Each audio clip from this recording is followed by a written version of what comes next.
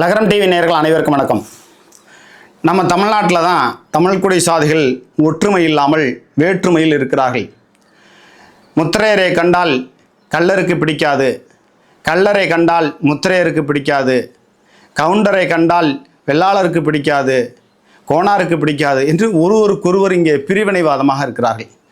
இந்த பிரிவினை எங்கே போய் முடியுது தெரியுங்களா?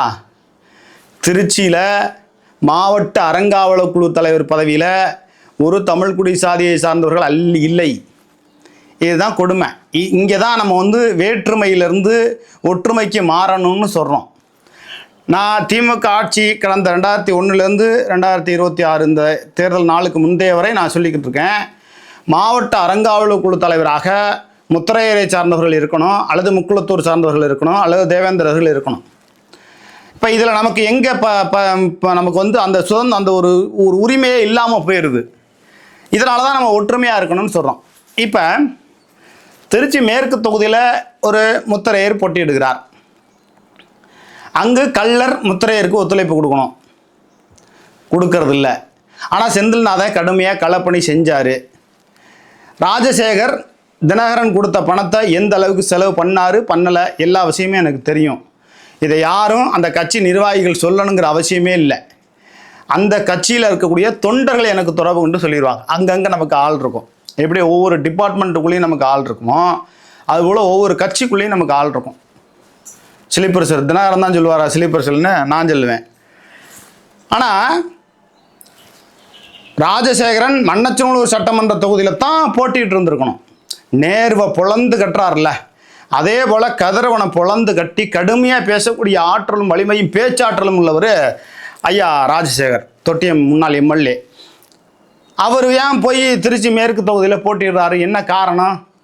வெளியில் சொன்னால் பல விஷயம் இருக்குது. சொன்னால் என் மேலே திட்டுவீங்க. நேருவுக்கு என்ன தெரியுமா? இரட்டை இலை சின்னம் வேண்டாம், கூட்டணி சின்னத்தில் ஏதாவது ஒரு சின்னம் கொடுத்துருங்க. எடப்பாடி கூட டீலிங். இதுவா அரசியல்? இந்த அரசியலுக்காக வேண்டிய நாங்கள் காத்திருந்தோம். திருச்சி மேற்கு தொகுதியில் அதிமுகனுடைய இரட்டை இலை சின்னத்தில் போட்டியிடக்கூடிய ஒரு வேட்பாளர் வேணும். அப்படியே தான் கொடுத்தீங்களே. அந்த மாவட்ட செயலர் செந்தில்நாதனுக்கு கொடுத்துருக்கணுமா இல்லையா? கொடுத்த தினகரன் ஒரு 20 கோடி கொடுத்துருந்தாருன்னா நேருவை வீழ்த்தி இருந்திருக்கலாம். ஏன் ராஜசேகர் நேருவை வீழ்த்த முடியாதா? ராஜசேகரன் தினகரன் கொடுத்த 8 கோடி பணத்தை 3 கோடி செலவு பண்ணிட்டு அதெல்லாம் சொல்ல வேண்டாம், விட்டுருங்க. ஆனால் இன்னும் ஒரு 10 கோடி ரூபா செந்தில்நாதன் பொறுப்பில் கொடுத்து வேலையை பாருங்கள், ஓட்டுக்கு பணம் கொடுங்க அப்படின்னு சொல்லியிருந்தால் நேருவை வீழ்த்திருக்கலாம். என்னங்க நீங்கள் ஒரு பத்திரிக்கையாளர் ஓட்டுக்கு பணம் கொடுக்கணுங்கிறீங்க? இதுதான் காலச்சூழ்நிலை, இதுதான். அதே நேரத்தில் மண்ணச்சநல்லூர் சட்டமன்ற தொகுதியில் பரதன் போட்டியிடுகிறார், ஒரு முத்திரையர். அவர் வரும்பொழுதே அந்த சிங்கத்தமிழர் கொடியை ஏந்திக்கிட்டு, அவர் கட்சி கொடியை ஏந்திக்கிட்டு வந்திருந்தா அவருக்கு ஆதரவாக நம்ம பேசியிருக்க வேண்டிய அவசியமே இல்லை. அப்புறம் என்னங்க நீங்கள் தமிழ்குடி சாதிங்கிறீங்க, தமிழ்குடி சாதி சார்ந்த ஒரு கொடியை ஏற்றிக்கிட்டு வந்து ஆதரவு இல்லைங்கிறீங்கன்னு கேட்கலாம். அப்படி கிடையாது. கூட்டணி சார்பாக வர்றாரு, இரட்டை இலை சின்னத்தை மட்டும்தான் கையில் ஏந்திக்கிட்டு வர்றாரு. சாதிய சங்க அந்த பூசலோடு அவர் வரல. அப்போ பொது வேட்பாளர் மாதிரி களத்தில் நிற்கிறார். அவர் ஜெயிக்கிறதுக்கான வாய்ப்புகள் 20ஆம் தேதி வரலையும் அந்த கருத்து கணிப்பு ஓரளவு இருந்துச்சு. ஜெயிச்சிருவார் போல இருக்குங்க, கடுமையாக பண்ணுறாரு அப்படின்னு.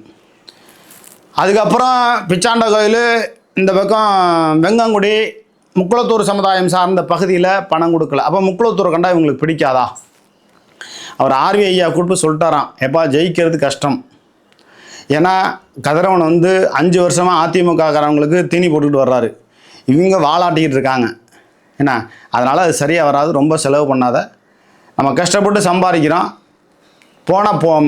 யானை வாயில் போன கரும்பு மாதிரி கட்டி கொடுத்த சோறும் சொல்லி கொடுத்த புத்தியும் திரும்பி வராது என்று புத்திமதி சொல்லியிருக்கிறார். ஆனால் பரதன் அவர்கள் அதையும் கேட்காமல், தந்தை பேச்சை கேட்கலன்னு தவறாக எடுத்துக்கக்கூடாது, அதாவது தான் ஜெயிப்போங்கிற ஒரு இதில் முயற்சி பண்ணி இன்னும் பல இடங்களுக்கு பணம் கொடுத்துருக்காங்க.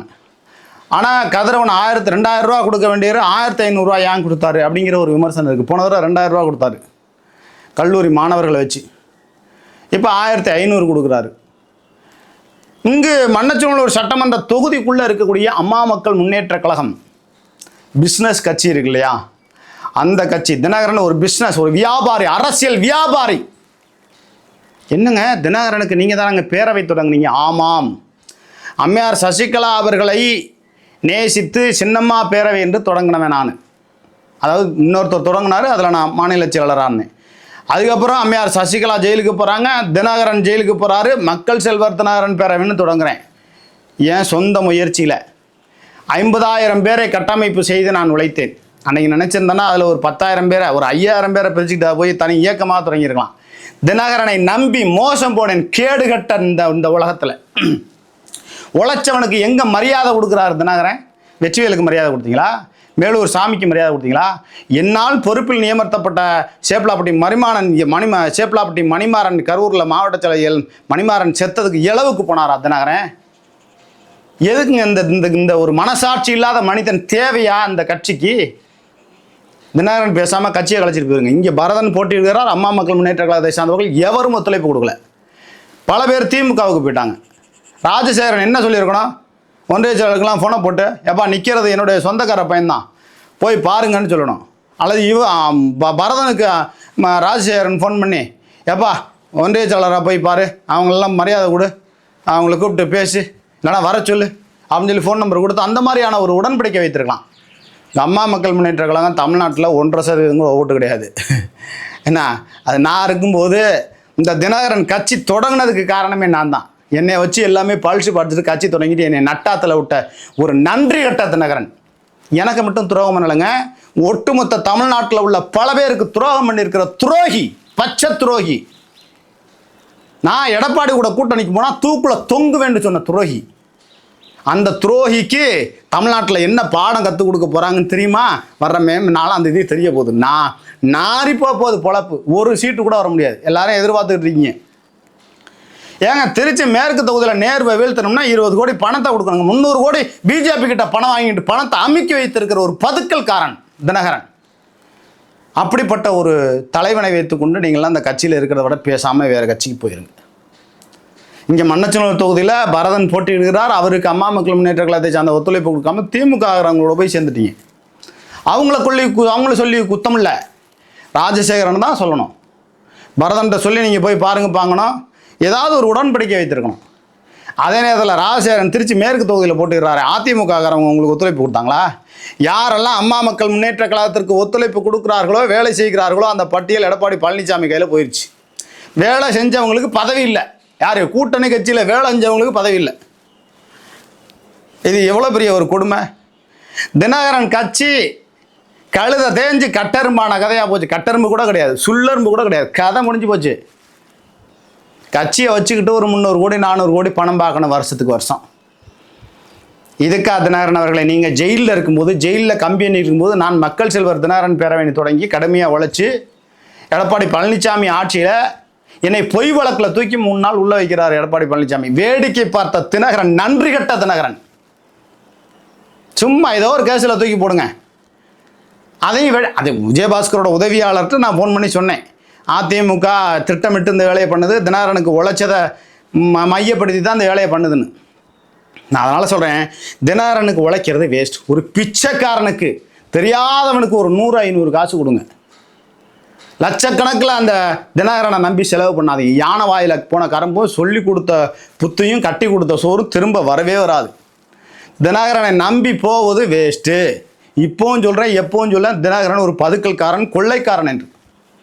என்னங்க அவ்வளோ உழைச்சிங்க? அவரை நேசித்து உழைத்தோம், அவரை மட்டும் நேசிக்கலை. அம்மையார் சசிகலா அவர்களுக்காக வேண்டி தான் தினகரனுக்கு பேரவை தொடங்கினேன். அவங்களுடைய உறவினர் தானே, சரி நம்ம கல்லர் தானே அப்படின்னு உழைச்சோம். கல்லன்னா கல்லனுக்கு நல்லா குத்திட்டல முதுகில். இந்த தமிழ்நாட்டில் இனத்தை காக்காது. நாடார்கள் ஒற்றுமையாக இருக்கிறார்கள், இஸ்லாமியர்கள் ஒற்றுமையாக இருக்கிறார்கள், தேவேந்திரர்கள் ஒற்றுமையாக இருக்கிறார்கள். இவங்கெல்லாம் ஒற்றுமையாக இருக்கும்போது கவுண்டர்கள் ஒற்றுமையாக இருக்கிறார்கள். ஆனால் தமிழ்நாட்டிலே 2 சாதிகள் ஒற்றுமை இல்லாமல் அரசியல் அதிகாரத்தை இழந்து நிற்கிறது. ஒன்று முக்குளத்தூர் சமுதாயம், இன்னொன்று முத்திரையர் சமுதாயம். இங்கு ஒற்றுமை இல்லை. ஒற்றுமையாக இருந்திருந்தால் 2021 பரஞ்சோதியை ஜெயிக்க வச்சிருக்கணும். 2026 இந்த தேர்தலில் பரதனை வெற்றி பெற செய்ய வச்சிருக்கணும். அங்கே ராஜசேகரன் திருச்சி மேற்கு தொகுதியில் போடுறாரு, அவர் வெற்றி பெற வச்சிருக்கணும். இதுக்கெல்லாம் வெற்றி பெற முடியாத ஒரு சூழ்நிலைக்கான காரணம் ஒவ்வொரு கட்சி தலைவர்கள், இங்கே இருக்கக்கூடிய சூழல், 5 வருடம் அதிமுகவினர் கதிரவனிடத்தில் வாலாட்டி கொண்டிருப்பது. ஒரு ஒன்றிய செயலர் பேசுகிறார், பேர் சொல்ல விரும்பலை. எனக்கு 7 அறிவு இருக்குங்கிறாரு, நாங்கள் வாலாட்டலைங்கிறாரு. தலைவா, அங்கே என்ன நடக்குது A to Z எனக்கு தெரியும். தெரியாதவன்கிட்ட பேசுறது மாதிரியே பேசுறது. உங்கள் கம்பி கட்டுற கதையெல்லாம் என்னக்கிட்ட வேணாம். மிரட்டல் உருட்டல், இந்த அப்படி இளைமறை காயாக உருட்டுறது, மிரட்டுறது, இந்த வேலை ரங்கராஜ் பாலண்டார்ட்ட எடுபடாது. அவ்வளோதான். அதாவது மரியாதையாக பேசினா மரியாதை இல்லைன்னா ஒதுங்கிடுங்க. அதை விட்டுட்டு சும்மா அங்கே புறணி பேசுறது, இங்கே புறணி, நீங்கள் எங்கெங்கெல்லாம் பேசியிருக்கீங்கன்னு எனக்கு தெரியும். இந்த மாதிரி வேலைலாம் வச்சுக்காதீங்க. அப்புறம் செய்தி போட்டு நார் அடிச்சு போடுவேன். நான் வந்து யார்ட்டையும் போய் சோத்துக்கு நிற்கிறோமா, யார்ட்டையும் போய் எதுக்கு நிற்கிறோமா? ஆனால் பார்ப்பேன் ரேஷன் கடை அரிசி, முருங்கைக்கீரை, அப்படி போகிற ஆளு நம்ம. போதும் என்ற மனமே பொன் செய்யும் மருந்து. பரம்பரையாக மிட்டாம ராசு குடும்பத்தை சார்ந்தவனாக இருக்கக்கூடிய நான் எதுக்கு பத்திரிகை துறையை எடுக்கிறான்? சமுதாயத்தில் நடக்கக்கூடிய ஊழல் முறைகேடுகளை தட்டி கேட்கணும். இந்த ரங்கராஜ் பாலண்டார் போல ஒருத்தன் இருந்தான், அவன் போல எவனும் இல்லைன்னு சொல்லணும். காசுக்காக வேண்டி இங்கிட்டு சப்போர்ட் பண்ணிவிட்டு அங்கிட்டு வேலை போகிறது, அந்த கேடுகட்ட செயலை ஒரு நாளும் செய்ய மாட்டான் அந்த ரங்கராஜ் பாலண்டார். நின்னா ஒரே பக்கம் உறுதியாக நிற்பேன், உண்மையை சொல்வேன், உறக்கச் சொல்வேன், இறுதி வரை சொல்வேன். உண்மையை சொல், உறக்கச் சொல், உறுதியாக சொல், இறுதி வரை சொல் என்று சொன்னால் பசும்பொன் முத்துராமலிங்க தேவர் அவர்கள். ஆகையினால நான் கள்ளர் தான், ரங்கராஜ் பாலண்டார் தான், ஆனால் தமிழ்குடி சாதியை சார்ந்த அனைவருக்கும் ஆதரவாக நிற்பேன். பாதிக்கப்பட்ட அரசியல் உரிமையை இழந்த அனைவருக்கும் உண்மையாக உறுதியாக கடைசி வரை என் உயிர் மூச்சு இருக்கும் வரை நிற்பேன். ஆகையினால தமிழ்நாட்டில் தினகரனை முக்குளத்தூர் சமுதாயம் சுத்தமாக புறக்கணித்து துடைத்தெறிந்து விடுங்கள். அவர் நமக்கு தேவையில்லை. ஸ்ரீதர் வாண்டையார் இருக்கார், தங்க மாதிரி, சொக்க தங்கம்.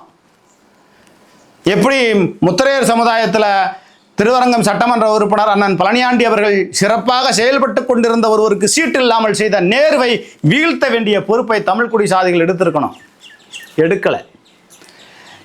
லால்குடி சட்டமன்ற உறுப்பினர் அண்ணன் சவுந்தரபாண்டியன் அவர்களுக்கு, எம்எல்ஏ அவர்களுக்கு சீட்டு கிடைக்காமல் செய்ததனால் அந்த ஒட்டுமொத்த உடையார் சமுதாயம் நேரு நிறுத்திய வேட்பாளரை வீழ்த்தி இருக்கணும். என்ன நடக்க போதுன்னு தெரியல.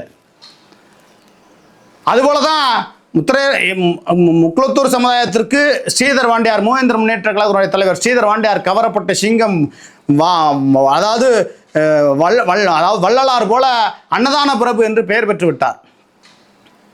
அதுபோல் திருச்சி பகுதியில் முத்திரையர் சமுதாயத்தை சார்ந்த திராவிட கட்சியில் இருக்கக்கூடிய திருவரங்கம் சட்டமன்ற உறுப்பினர் அண்ணன் பழனியாண்டி எம்எல்ஏ அவர்கள் அனைத்து சமுதாய மக்களிடத்திலும் அன்பாகவும் பண்பாகவும் நேசித்து பழகக்கூடியவர்.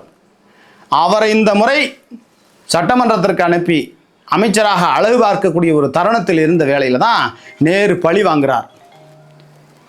நேரு பழி வாங்கிறதுனால என்ன நடக்க போகுது? நம்ம அரசியல் உரிமையை நம்ம இழந்து நிற்கிறோம். ஆகையினால இனிவரும் காலகட்டங்கள்லையாவது நாம் ஒற்றுமையாக இருப்போம்.